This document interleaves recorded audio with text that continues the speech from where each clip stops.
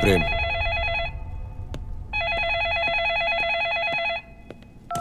Chairman Sam చచ్చిపోయాడు.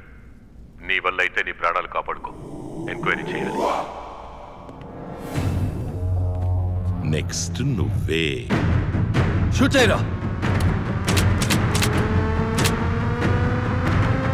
ఏమైంది? వెళ్ళట్లేదు.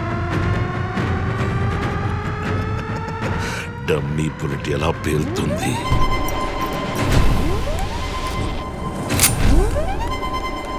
Beat the shit out of him!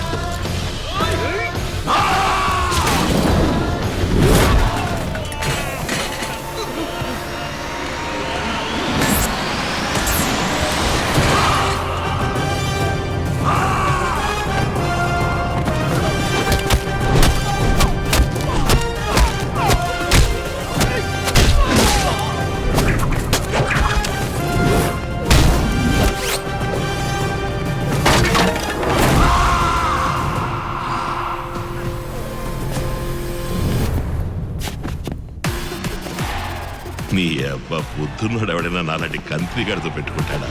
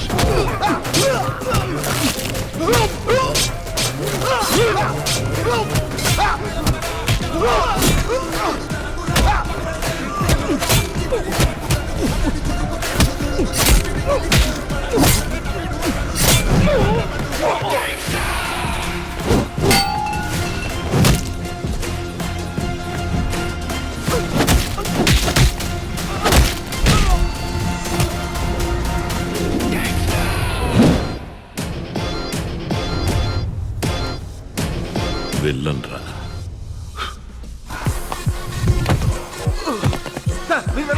మేము చూసుకుంటాం.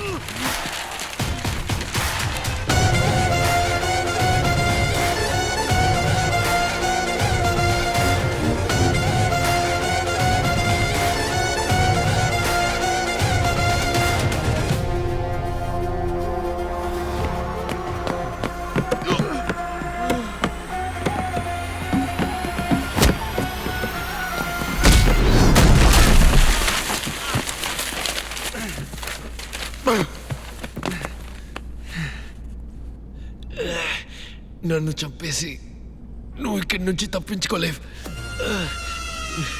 ఎవ్రీ 5 minutes 2 యాడ్స్ ప్లే చేయాలి. లైవ్ ని దానికి తగ్గట్టుగా స్టాక్ అవుట్ చేసుకోవాలి. Okay. And ticket tape ads ఎన్ని వచ్చినా వద్దనుకో. అన్నిటిని తీసుకోవాలి, అన్నిటిని స్క్రోల్ చేయాలి. బ్యాంక్ నుంచి ఒక ఎక్స్క్లూజివ్ వీడియో పంపించారు నేను. ఆనర్. ఏటీవీకి మాత్రమే దొరికిన యువర్ బ్యాంక్ దోపిడీదారుడి ప్రత్యేక వీడియోని ఇప్పుడు చూద్దాం. నమస్కారం. కమిషనర్ మీతో మాట్లాడింది నేను విన్నాను. Yes, he's right. Bank is just not a business, service కూడా. నేను ఒక సంఘటన చెప్తాను. కమిషనర్ చెప్పింది కరెక్టో కాదో తెలుసుకుందాం.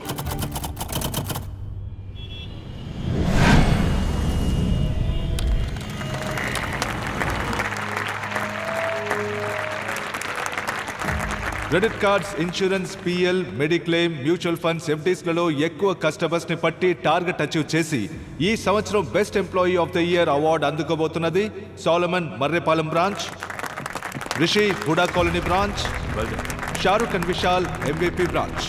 వీళ్ళందరూ 5 days గోవా ట్రిప్ ని గెలుచుకున్నారు. Give them a big hand. మిగతా వాళ్ళు కూడా వీళ్ళలాగే అన్ని ప్రొడక్ట్స్ లోనూ టార్గెట్ ని అచీవ్ చేయాలి. సార్, చాలా మంది క్రెడిట్ కార్డు వద్దంటున్నారు సార్. టార్గెట్ అచీవ్ చేయడం కష్టంగా ఉంది. మురళీధర్, బాబు, కస్టమర్లను బోన్ పెట్టి పట్టాలి. బోన్ మాత్రమే పెడితే ఎలుక పడదు, అందులో ఎండు చేప పెట్టాలి.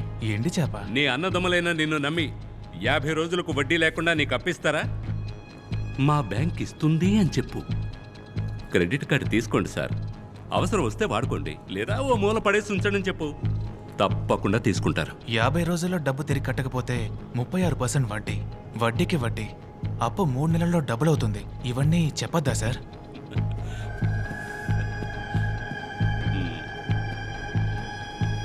ఈ టై ఎందుకు కట్టుకోమంటావో తెలుసా? డీసెంట్గా ఉంటుందని. కాదు, పొరపాటును కూడా నిజం బయటకు రాకుండా ఉండడానికి. అబద్ధం చెప్పాలా సార్? మనం అబద్ధం చెప్పట్లేదే బాబు, జస్ట్ నిజాన్ని దాస్తున్నాం అంతే. తప్పు కాదా సార్? తప్పు కాదనుకుంటే జీతం తీసుకోవచ్చు.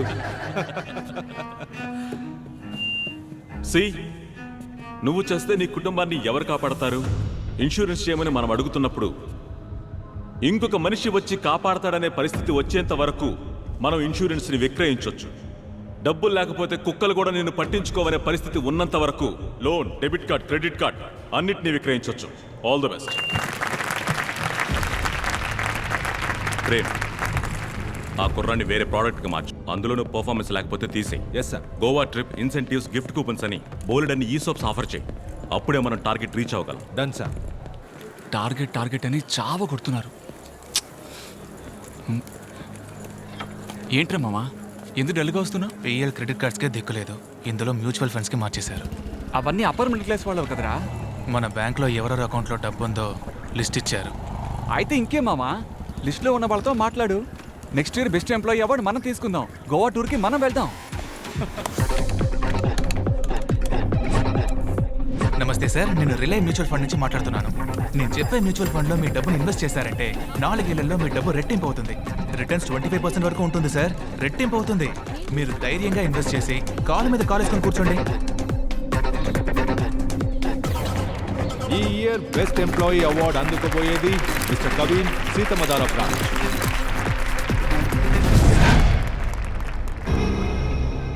బ్యాంకులు అధిక అప్పులిచ్చి దివాళా తీసే పరిస్థితిలో ఉండగా యువ బ్యాంక్ రిలే మ్యూచువల్ ఫండ్ సంస్థ దివాళా తీసినట్టు ప్రకటించారు. 5 లక్షల కోట్ల ప్రజల 25,000 కోట్ల రూపాయల పరిస్థితి ఏంటి? సిబిఐ విచారణ ఆరంభం. న్యూస్ లో ఏదేదో చెప్తున్నారేంటయ్యా? ఏమయ్యా, నిన్ను నమ్మే కదయ్యా డబ్బు పెట్టాను. నేను మీ బిడ్డలంటోడిని, నన్ను నమ్మి వెయ్యండి అని చెప్పావు కదా.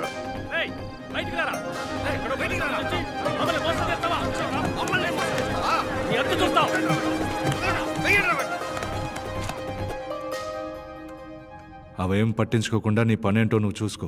ఏంటి సార్ ఇంత తేలిగా చెప్తున్నారు? మన బ్యాంక్ జస్ట్ మ్యూచువల్ ఫండ్స్లో పెట్టుబడి పెట్టమని రికమెండ్ చేసింది. మ్యూచువల్ ఫండ్స్ వాడు షేర్ మార్కెట్లో పెట్టాడు, లాస్ అయింది. మనమేం చేయగలం? వెళ్ళు బాబు, నీకు ఇవన్నీ అర్థం కావు. అర్థమయ్యేలా చెప్పండి సార్, లేదా పోలీసుల దగ్గరికి వెళ్తాను. నువ్వు అందరి దగ్గర సంతకాలు తీసుకున్న పేపర్స్లో కంపెనీ నష్టపోతే డబ్బు తిరిగి రాదని రాస్తుంది. అది చదివి చూపించావా? అయితే ముందు నిన్నే లోపలికి తోయాల్సి వస్తుంది. 5 లక్షల మంది డబ్బు, 25,000 కోట్లు లాస్. ఇదంతా ఎలా జరిగిందని వెళ్ళి జనానికి చెప్తే అర్థం కాలేదని పోతూ ఉంటారు. డబ్బు అంటే ఏంటి, డాలర్ ఎందుకని వరల్డ్ రిజర్వ్ కరెన్సీ, ఎందులో పెట్టుబడి పెట్టాలి, ఎందులో అసలు పెట్టుబడే పెట్టకూడదు, దేనికి అప్పు తీసుకోవాలి, దేనికి అప్పు తీసుకోకూడదని ప్రజలే తెలుసుకోవాలి. వాళ్ళని వాళ్లే కాపాడుకోవాలి. మనం ఏం చేయగలం చెప్పు? అంతా టైం అనుకోవాల్సిందే అంతే. నేను మీ బిడ్డలంటోడిని, నన్ను నమ్మి వెయ్యండి అని చెప్పావు కదా.